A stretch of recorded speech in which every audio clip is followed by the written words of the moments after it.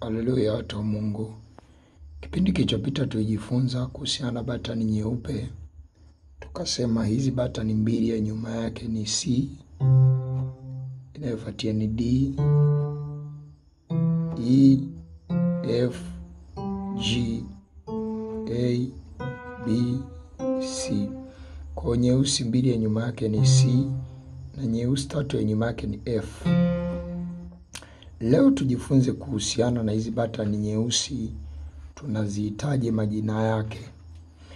Ukianzia batani ya nyuma kama hii ni C, inayofuatia itaitwa jina la C, itaongezewa neno sharp.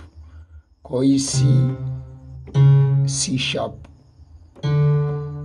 D, D sharp. F, hii hapa itakuwa ni E, F, F sharp. G, G sharp. A, A sharp. B, C, C sharp.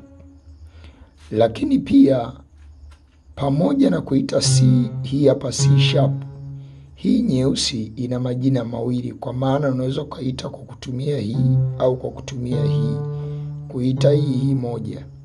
Ukitumia batani ya nyuma, hii itakuwa C sharp. Ukitumia hii D, hii hapa itakuwa ni D flat. D flat.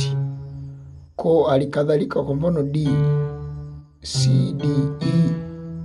Hii ni D sharp lakini pia ni E flat. Hii ni C sharp, D flat. C sharp ya nyuma yake inaitwa sharp. C mbele yake itakuwa C sharp. D flat. D sharp au E flat. F sharp au G flat. G sharp au A flat. A sharp au B flat. Hivyo ndivyo ambavyo tunaita majina ya hizi key nyeusi. Ukumbuke mimi nitakuwa nakufundisha ufunguo C, ambao namba moja inakuwa ni hii. Hii ni 2, hii ni 3, hii ni 4, hii ni 5, hii ni 6, hii ni 7, hii ni 8 ambayo ni sawa na 1.